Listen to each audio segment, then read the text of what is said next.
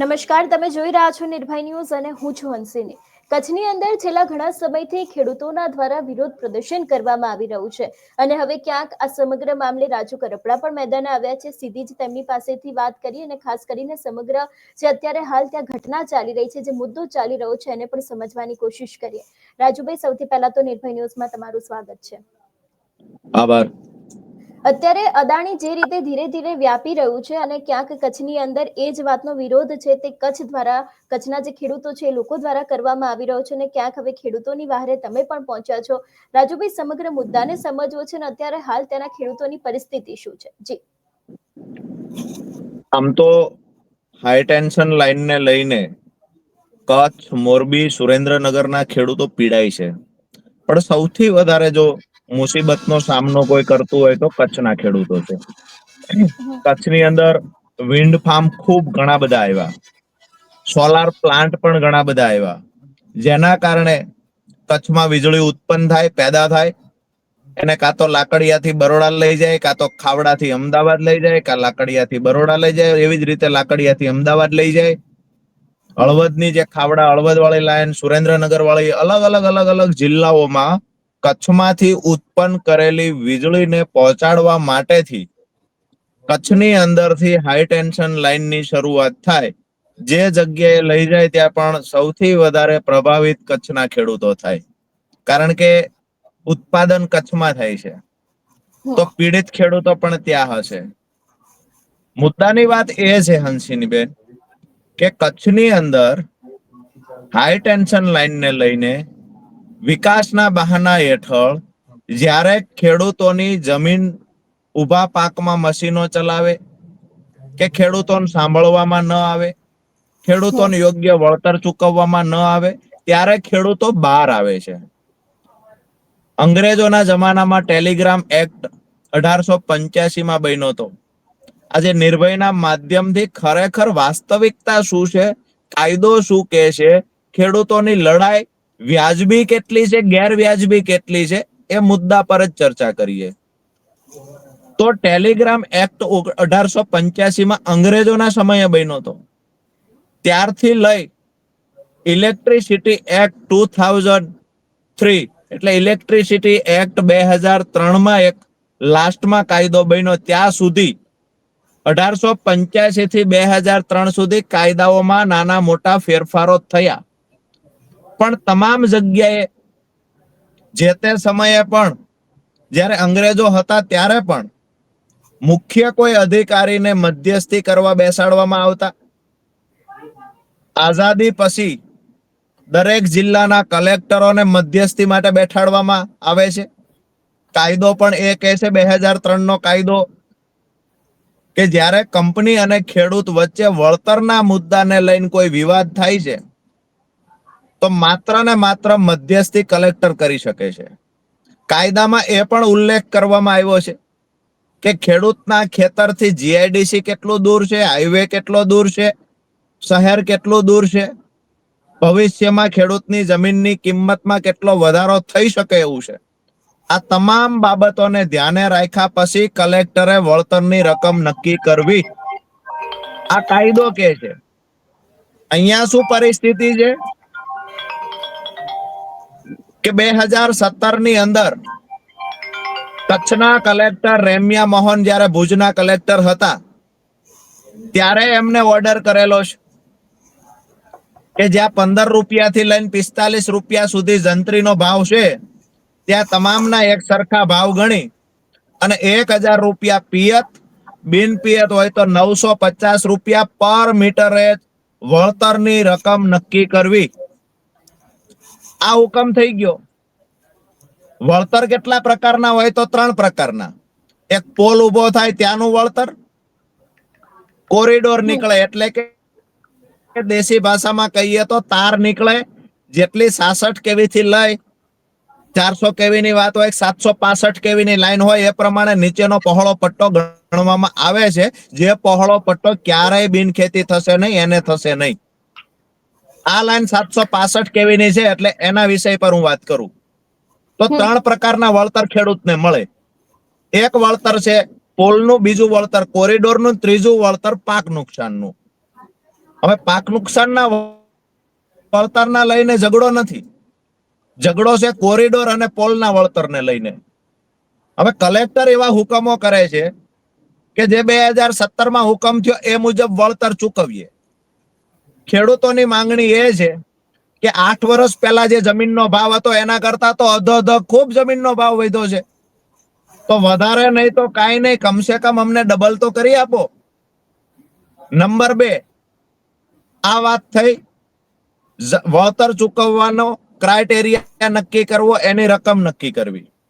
તો ખેડૂતોની માંગણી એ છે કે 2000 રૂપિયા નક્કી કરી દો પર મીટર, અને નવો જે 2023માં સરકાર દ્વારા પરિપત્ર કરવામાં આવ્યો કેન્દ્ર સરકાર દ્વારા કે જે પોલ ઉભો થાય એમાં જેટલી પણ જમીન વપરાય છે એમાં જંત્રીની રકમ નક્કી થાય એના 200 ગણા વળતર ચૂકવવું. ખેડૂતોની માંગણી એ છે કે 8 વર્ષ પહેલા 1000 રૂપિયા નક્કી થયા, તમને ડબલ ખાલી કરી દો 2000 રૂપિયા, અને પછી નિયમ અનુસાર જે વળતર મળે છે એટલું જ વળતર આપો, અમારે વધારે જોતું નથી. હવે સરકાર તરફથી આદેશ થઈ ગયા પછી હાલ અદાણી કંપની હોય, પાવર ગ્રીડ કંપની હોય, જેની અહીંયાથી હાઈ ટેન્શન લાઈનો પસાર થાય છે, આ કંપનીના માલિકો, આ કંપનીના અધિકારીઓ જેઓની કલેક્ટર સાથેની એવી સાઠગાંઠ છે કે હજારો કેસ કલેક્ટરની કોર્ટમાં હાલે છે, એક પણ કેસ ખેડૂત જીતતો નથી, તમામ કેસ કંપનીઓ જીતે છે. અહીંના કચ્છમાં ધારાસભ્યો છે જેના અદાણી પાસે કોન્ટ્રાક્ટો રાખેલા છે, ભાજપના નેતાઓ છે જે આ લાઈન ઊભી કરવાનું કામ કરે છે, કોઈ કોરિડોરનું કામ કરે છે. મતલબ સાફ છે કે જેટલા પણ ખેડૂતોના ખેતરમાં પોલ આવે, કોરિડોર આવે, એ ખેડૂતને 2017માં જે પરિપત્ર થયો, 2017માં ઓર્ડર થયો, એ ઓર્ડર મુજબ પણ વળતર ચૂકવવાની ના પાડે છે કંપની. બીજી વાત કે ભચાઉની અંદર 1000 રૂપિયાનો ઓર્ડર, બાજુનું સામખિયાળી છે ત્યાં 170 રૂપિયાનો ઓર્ડર. આ કેવી રીતે હોઈ શકે? એક જ ગુજરાતના અલગ અલગ જિલ્લાઓમાં કાયદા અલગ, એક જ જિલ્લામાં અલગ અલગ તાલુકાઓમાં પણ કાયદા નિયમો અલગ. ક્યાંક ને ક્યાંક કંપનીના દબાવમાં આવી ભાજપના નેતાઓ મૌન થઈ ગયા. કલેક્ટરોએ કાં તો ખિસ્સા ભર્યા છે, કાં તો કંપનીના દબાવમાં આવ્યા છે. કલેક્ટરો કાયદાની વિરુદ્ધમાં જઈ અને નિર્ણયો કરી રહ્યા છે, કંપનીને વાલા થઈ રહ્યા છે. પોલીસનો એટલો બધો કચ્છની અંદર દુરુપયોગ થાય છે કે ખેડૂત જ્યારે કામ કરતા રોકે છે, ખેડૂતના ઉભા પાકમાં મશીનો ચાલે અને ખેડૂત રોકે છે, તો ખેડૂતને જુઠ્ઠા કેસમાં ફસાવી માતાઓ બહેનોને ઢસડી અને પોલીસ વાનમાં નાખીને પોલીસ સ્ટેશન લઈ જવામાં આવે છે. એક રાત સુધી માતાઓ બહેનોને રાખવામાં આવે છે. આ તમામ પીડાઓને વાચા આપવા માટેથી કાયદાકીય રીતે ખરેખર ખેડૂતને શું મળવા પાત્ર છે આ વાત કરવા માટેથી આજે મોરબી, સુરેન્દ્રનગર અને કચ્છના પીડિત ખેડૂતોને અહીંયા ભચાઉની બાજુમાં વાંઢિયા ગામે મીટિંગનું આયોજન કરવામાં આવ્યું. અને આ મીટિંગની અંદર અમે અમારી ટીમ સાથે ઉપસ્થિત રહ્યા અને જેટલું પણ માર્ગદર્શન આપી શકાય ખેડૂતોને આપ્યું છે. પરંતુ પ્રશાસનને ચેતવણી સાથે વિનંતી કરી છે, હવે પછી એક પણ ખેડૂત મહિલા કે ખેડૂત પુરુષને જો દંડો મારવાની કોઈ પોલીસ કર્મચારીએ જો દંડો મારવાની કોશિશ કરી છે તો એને હાઈકોર્ટ સુધી ઢસડીને લઈ જવાનું કામ રાજુ કરપડા કરશે. નિર્ભયના માધ્યમથી કહીએ છીએ. જી રાજુભાઈ, આ વાત થઈ, ચેતવણી આપી દીધી છે. અત્યારે હાલ હવે આગામી દિવસોમાં ખેડૂતોને લઈને આમ આદમી પાર્ટી દ્વારા શું કરવામાં આવશે? કારણ કે એક તરફ ખેડૂતોના જે મુદ્દા છે તે દિવસે ને દિવસે ગુજરાતમાં વધી રહ્યા છે. ક્યાંક અવારનવાર એવા આક્ષેપો કરવામાં આવે છે કે તે લોકોની સાથે અન્યાય થઈ રહ્યો છે, પરંતુ જે કચ્છમાં અત્યારે હાલ ખેડૂતોની જે સમસ્યા છે એ સમસ્યાના માટે હવે આગામી દિવસમાં પાર્ટી અને તમારા દ્વારા શું કરવામાં આવશે? આવનાર સમયની અંદર અત્યારે ખેડૂતો કામ રોકાવશે. જ્યાં સુધી વળતરની યોગ્ય રકમ નક્કી ન થાય ત્યાં સુધી ખેડૂતો કામ થવા નહીં દે અને બળજબરી પૂર્વક પોલીસને આગળ કરી ફરી વખત ખેડૂતોને મારી ધમકાવીને કામ કરવાની કોશિશ કરશે તો આમ આદમી પાર્ટી અને કિસાન સંગઠન દરેક જિલ્લાઓની અંદર દેખાવો કરશે, રજૂઆતો કરશે. આ લડાઈ આટલેથી પૂરી નથી થતી. જરૂર પડશે આવનાર વિધાનસભાના સત્રમાં પણ અમારા ધારાસભ્યો દ્વારા આ મુદ્દો ઉછાળવામાં આવશે અને એનાથી વધારે જરૂર પડશે તો લોકસભામાં પણ આ મુદ્દો ઉઠાવીશું. મુદ્દાની વાત એ પણ છે કે આ લડાઈ માત્ર કચ્છના ખેડૂતોની નથી. બાજુના અહીંયા શિકારપુર ગામના 44 ખેડૂતો એવા છે જે આજ પણ કોર્ટમાં મુદતે જાય, જેના પર જુઠ્ઠા કેસો કરવામાં આવ્યા છે. આ લડાઈ હળવદ તાલુકામાં પણ ચાલે છે, આ લડાઈ માળિયા તાલુકામાં પણ ચાલે છે. હાઈ ટેન્શન લાઈનની દાદાગીરી દિવસે ને દિવસે વધી રહી છે. અમે નથી ઈચ્છતા કે ખેડૂત ખેતી છોડીને આંદોલનનો રસ્તો અપનાવે, પણ જો પ્રશાસન નહીં સમજે, ખેડૂતોને યોગ્ય વળતર નહીં ચૂકવે અને આ દાદાગીરી કંપનીઓએ ચાલુ રાખી, તો એક વાત ચોક્કસથી કહું છું કે આવનાર સમયમાં ગુજરાતમાં રાજ્યવ્યાપી આંદોલન પણ આ મુદ્દાને લઈને અમે લોકો કરીશું. જી રાજુભાઈ, ગુજરાતમાં જો ખેડૂતોની વાત કરવામાં આવે તો અત્યારે હાલ એ લોકોની હાલત ક્યાંક કફોડી બની હોય એવું લાગી રહ્યું છે. વિપક્ષના નેતાઓ અવારનવાર આક્ષેપો કરતા હોય છે કે પાક નુકસાન થયું છે, એનું વળતર નથી આપવામાં આવ્યું. હજી જે આગામી સમયમાં જે વરસાદ આવવાનો છે ત્યારે પરિસ્થિતિનું શું સર્જન થશે તેની કોઈને ખબર નથી, પરંતુ જે વર્ષો પહેલા વરસાદ વીતી ગયો છે એનું પણ ક્યાંક ને ક્યાંક જે પાકનું વળતર છે તે આપવામાં નથી આવ્યું. તો આ સમગ્ર વિષયને લઈને શું કહેવા માંગો છો? હાલ માત્ર સર્વેના નામે નાટકો થઈ રહ્યા છે.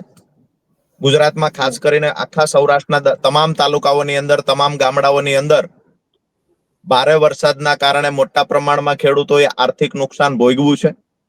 સરકાર ક્યાંક ને ક્યાંક સેટેલાઇટના બહાના હેઠળ મગફળી ખરીદવામાં તો આનાકાની કરી રહી છે. સેટેલાઇટના બહાના હેઠળ ખેડૂતોના ખેતરમાં રહેલો પાક એમને દેખાતો નથી. સેટેલાઇટના બહાના હેઠળ સર્વેમાં પણ પ્રાથમિક રિપોર્ટમાં એવું કહે છે કે નુકસાન નથી. મુદ્દાની વાત એ છે હંસિનીબેન કે ગુજરાત સરકારને ખેડૂતો માટે બિલકુલ ચિંતા તો નથી. આજ દિવસ સુધી ખેડૂતોને મદદરૂપ થઈ શકાય એવી યોજના આજ દિવસ સુધી બનાવવામાં આવી નથી. પ્રધાનમંત્રી ફસલ બીમા યોજના બનાવી અને ખેડૂતોને રાજ્ય સરકારની તિજોરીને ચૂનો લગાવી દીધો. ભાજપ સરકારની રહેમ નજર નીચે કંપનીઓ ચૂનો લગાડીને જતી રહી. 2020-21માં સ્વર્ગસ્થ વિજયભાઈ રૂપાણી મુખ્યમંત્રી કિસાન સહાય યોજના લાવ્યા. આજ દિવસ સુધી આ યોજના માત્ર કાગળ પર છે, કોઈ ખેડૂતોને વળતર ચૂકવાયું નથી. દુર્ભાગ્યની દુઃખની એક વાત કરું, આખા દેશની અંદર માત્ર ગુજરાત રાજ્ય એક એવું છે જ્યાં ખેડૂતો માટે એક પણ પોલિસીની યોજના નથી, એક પણ વીમા યોજના નથી. ખેડૂતોને પાક નુકસાન થાય વળતર ચૂકવવા માટેની કોઈ યોજના નથી. માત્ર એવું રાજ્ય ગુજરાત છે. અહીંયા જે વાત કરીએ આપણે, તમે વાત કરી કે ગયા વર્ષના વળતરમાં પણ આનાકાની થઈ રહી છે. સરકારે જાહેરાત કરી દીધી ઓક્ટોબરનું વળતર ચૂકવવાની. હવે 10 જણાને ગામમાં મળે છે, 200 જણાને મળતું નથી. ક્યાંક ને ક્યાંક ખેડૂતો બિચારા ધક્કાઓ ખાઈ રહ્યા છે. વારંવાર બેંકોમાં પૂછવા જાય છે, જિલ્લા ખેતીવાડી અધિકારીની ઓફિસ ધક્કા ખાય છે. મૂળ વાત એ છે કે સરકાર નવટંકી કરી રહી છે. ખેડૂતોને ચૂકવવા માટે સરકાર પાસે પૈસા નથી. ઉદ્યોગપતિના લાખો કરોડો માફ કરવા હોય તો સરકાર પાસે પૈસા છે. આજે ભાજપના નેતાઓને ખેડૂતો વતી સવાલ કરું છું કે આખા દેશમાં માત્ર ગુજરાત એક રાજ્ય કેમ એવું છે કે જ્યાં વળતર ચૂકવવા માટે કોઈ યોજના નથી? અતિવૃષ્ટિ, અનાવૃષ્ટિ કે કમોસમી વરસાદ છેલ્લા 5 વર્ષથી ગુજરાતના ખેડૂતોને હેરાન કરી રહ્યો છે. આજે ખેડૂતો કપાસ વેચવા જવું છે, ભાવ શું છે? 1000-1100 રૂપિયા. મગફળીના 800 રૂપિયા. ડુંગળી લોકો રોડ પર ઠલાવીને જતા રહે છે, રોડ પર ખાલી કરીને જતા રહે છે. મરચાનો ભાવ છે 1 રૂપિયા કિલો. આ બધી પરિસ્થિતિની અંદર આજે પ્રદેશ પ્રમુખ બનાવવાના તાઇફાઓ કરી રહ્યા છે મીડિયા સામે આવીને ભાજપના નેતાઓ. ખેડૂત બાપડો દિવસે દિવસે દેવાદાર બનતો જાય છે. એની માટે કોઈ યોજના નથી. ખેડૂતો માટે અવાજ ઉઠાવવાની સમય કે તકલીફ લેવી નથી. વાત એ છે કે યોજના અને સહાયની માત્ર વાતો થાય છે મીડિયા સામે આવીને. વાસ્તવિકતા એ છે કે ગ્રાઉન્ડ પર કોઈ ખેડૂતને આ સરકારની કોઈ યોજનાનો લાભ મળતો નથી. વાસ્તવિકતા તો એ છે કે ખેડૂતોની આત્મહત્યા જે વધી છે ને, ખેડૂતોનું દેણું વધ્યું છે ને, એની પાછળ જવાબદાર આ ભાજપ સરકારની કૃષિ વિરોધી નીતિ છે. જી રાજુભાઈ, અમારી સાથે જોડાવા બદલ આપનો ખૂબ ખૂબ આભાર. Thank you. જે પ્રમાણે અત્યારે હાલ કચ્છમાં ખેડૂતોની પરિસ્થિતિ છે તેની સાથે જે ખેડૂતોને પાકનું વળતર નથી મળ્યું તે વાતને લઈને આજે આપણે વાતચીત કરી. તમારું શું માનવું છે આ વિષયને લઈને અમને કમેન્ટ કરીને ચોક્કસથી જણાવજો. તેની સાથે અમારી ચેનલ નિર્ભય ન્યૂઝને લાઇક, શેર અને સબસ્ક્રાઇબ કરવાનું ભૂલશો નહીં. નમસ્કાર.